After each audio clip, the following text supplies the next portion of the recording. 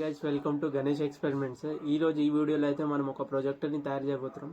Projector అయితే చాలా బాగా వచ్చింది విత్ ఫ్రీ ఆఫ్ కాస్ట్.